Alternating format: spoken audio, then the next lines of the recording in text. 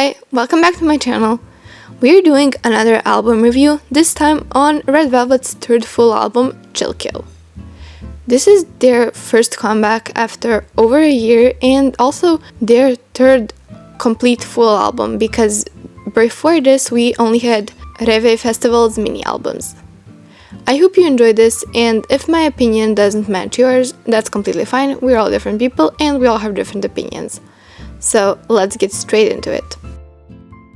Track number 1, Chill Kill. So Chill Kill is the first track on this album as well as the title track, aka the promoted one and the one that the music video belongs to. It's probably the one that people have heard the most. And this track is very different from the rest of the album, which in theory could be a good or a bad thing, really depending do you enjoy the song. This whole album is very icy and misty, and this song relies on heavy fire and smoke metaphors, which heavily contrast against the rest of this album. I feel like the choice of using it as the title track was quite a strange one and a very risky one, and honestly, I'm not sure how will that play out for them in the long run. I think their vocals are really nicely blended and I enjoyed the instrumental, as well as, like I said, the fire lyrics that just talk about sun, sparks, a lighthouse, and a burning flame. But once again, this wouldn't be my choice for a title track because I think the rest of this album was way stronger, but it's still a strong start. I just think it's slightly disappointing because we all know Red Velvet can and did do better on the other tracks. Track number 2, Knock Knock, Who Is There? Honestly, I think this should have been the title track. In every way, it just fits the chill kill vibe that this album is supposed to have, way more than chill kill itself. And it also expands on the icy metaphors that this whole entire album has been building up. Now, I am aware that this is the second track, but wouldn't it be much cooler if this was track number 1 and then Chill Kill was last and have that fire metaphor just melt all of the ice? That's just a passing by thought, but I've been thinking about it for so long and it's slowly turning into like a Roman Empire type of conversation in my head. But anyway, let's talk about the song itself. First of all, it's filled with ad-libs and little sassy remarks, and they have their very dark feeling back in this song. Zimzalabim cult-ish feeling, kind of edging onto Monster by Irene and Solgi. And honestly, it's just such an amazing song. It's Velvet concept done to the fullest. They really went all out and they weren't holding themselves back, and that's why I think this could have been such a great title track because now they don't need to take no risk songs anymore. Track number 3, Underwater, or as I can call it, Underwhelming. This track has such a cute vibe, and honestly I think that's all one can say in the context of dissecting this song. It's cute, sure, and it has some nice vocals. Feels a bit more like a Red track than like a Velvet track if you think about it. Its placement on the album definitely didn't help its case. I don't think it's a bad song per se, I just don't think it fits the vibe of this album, especially after how strong the last two were. Even though I didn't enjoy Chill Kill, I will admit that it had some very nice structural elements that one couldn't really replicate, while Underwater is just as generic as its name. Which may not be bad, but like I said, from a Red Velvet full album, I expected way more. Track number 4, Will I Ever See You Again? So, we now bounce back onto another super strong track. It starts off with hard-hitting bass and muted drums in the background. The intro itself is very immersive and sassy, and the girls' vocals are beautifully layered on top of it.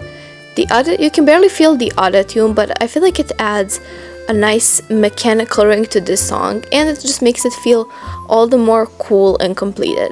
I think the empty chorus wouldn't work in any other song, but it surprisingly does work in this one.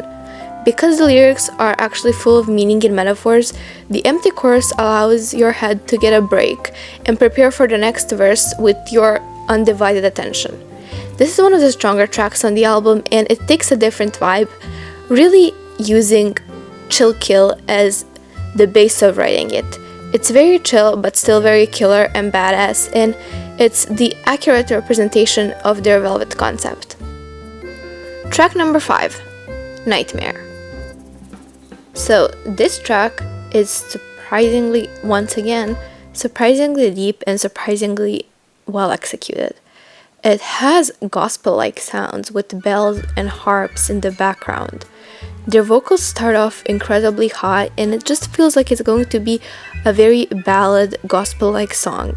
But in the middle, literally after the chorus, a rap part starts that just adds a bit more of an edge to this song. And I feel like naming it Nightmare is very accurate to the type of song this is.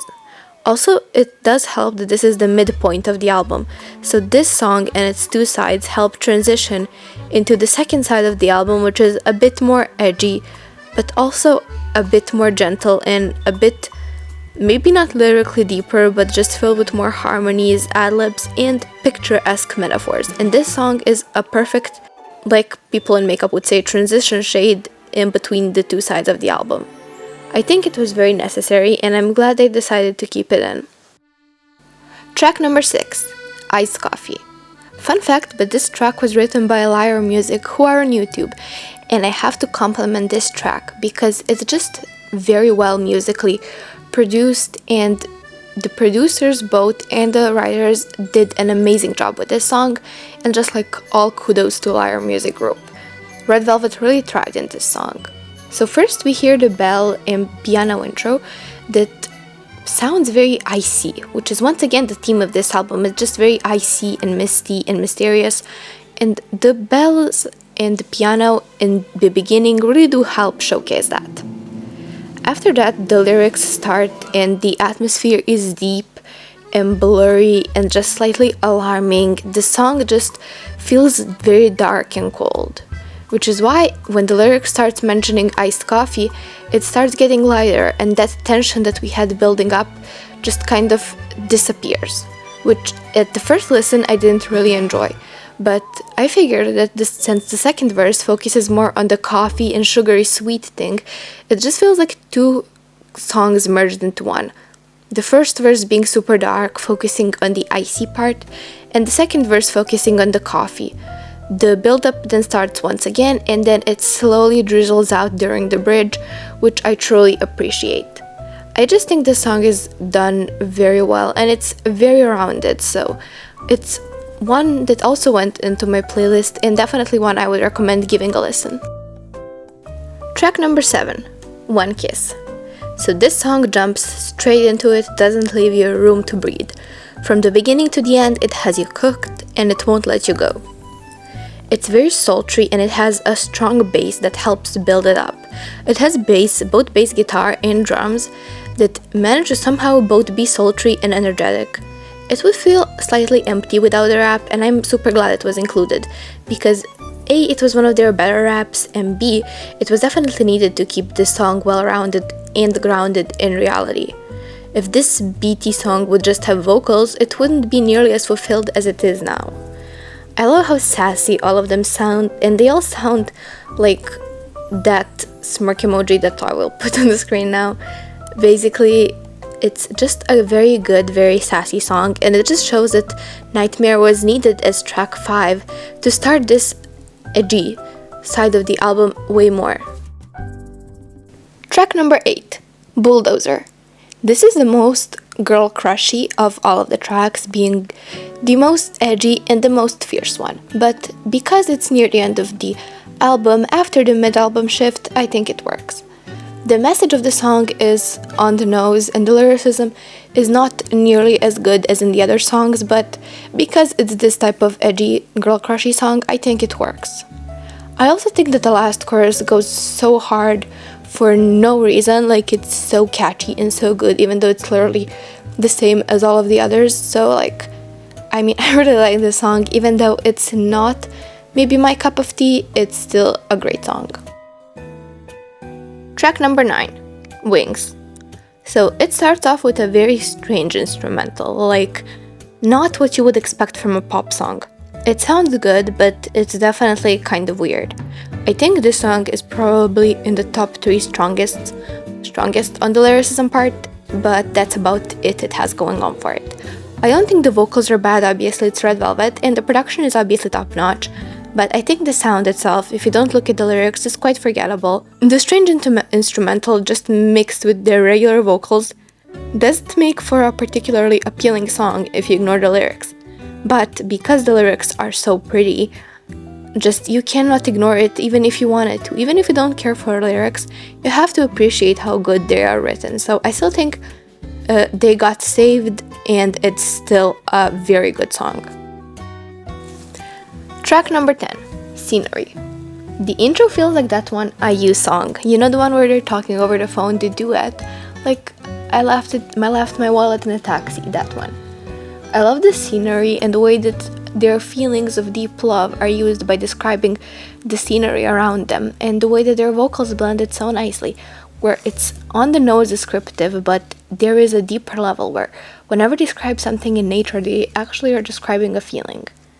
I feel like it's a great album closer because it just describes their feelings both towards their imaginary love interest, but also towards the fans who listen to the entire album, which is why I think it's perfectly closing. It closed this edgy half of the album with a very soft song, rounding the album so that it can be played in a loop again and again, starting with the track Chill Kill and then getting edgier and edgier until the end. I think this was a perfect album closer, and honestly, if it was anywhere else, I would probably say it was unnecessary, but I don't think Wings could have closed the album well, so I think Scenery was necessary to be added to for this album to be able to close properly. So, my final verdict of this album. I think this album and the grade that I give it is 9.8 out of 10. It's definitely one of the best full albums of the year, and I'm so happy someone decided to release a full album. We definitely needed the Red Velvet album, and even though I wanted desperately more Red concept songs, I think this album fulfilled all my needs for their Velvet concept.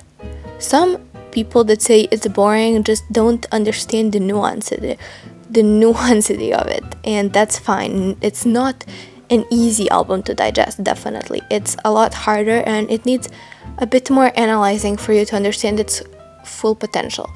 But nonetheless, it's an incredible album, and I think it definitely deserves a listen. If you watched the video thus far, tell me, did you watch the movie The Ballads of Songbirds and Snakes? Just leave the snake emoji in the comments so I know you watched thus far. And if you enjoyed it, please like and subscribe so that I can make more in-depth reviews like this. Alright, I will be seeing you in the next one. See you later.